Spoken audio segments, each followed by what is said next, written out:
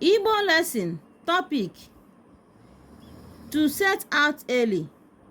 To set out early, meaning in Igbo, Imauzo. Imauzo, to set out early. Igbo English: Uche mara ụzọ gaa ọlụ tata.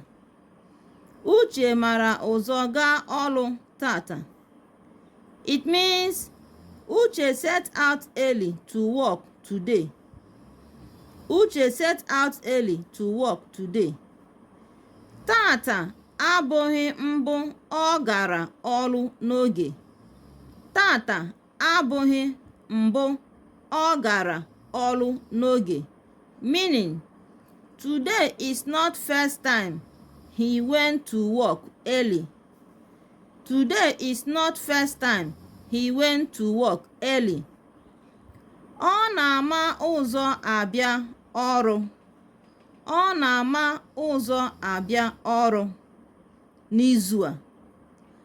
Ọ na-ama ụzọ abịa ọrụ n'izu a.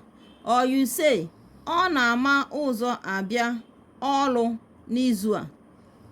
Ọrụ or ọrụ, two of them means the same thing, work in English, just that it is different in dialect. Igbo speaks in different dialect. Ọrụ, ọrụ or ọrụ, just the same thing. Ọrụ ya bụ ọrụ nche. Ọrụ ya bụ ọrụ nche. He works as a security man. Naanị ụbọchị ọ bịara ọrụ n'azụ oge bụ Friday. Naanị ụbọchị ọ bịara ọrụ n'azụ oge bụ Friday. Look at how they spelled Friday in Igbo.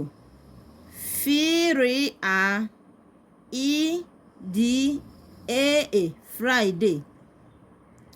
The only day he came to work late was Fridays. Ọ na-abịa ọrụ n'ụbọchị Friday n'elekere 11. Ọ na-abịa ọrụ n'ụbọchị Friday n'elekere 11, meaning he comes to work on Fridays by 11 o'clock. He comes to work on Fridays by 11 o'clock. Itinye uche n'ọrụ ya na-amasị ya nke ukwuu. Itinye uche n'ọrụ ya na-amasị ya nke ukwuu. It means he likes to concentrate in his work. Like and share our videos.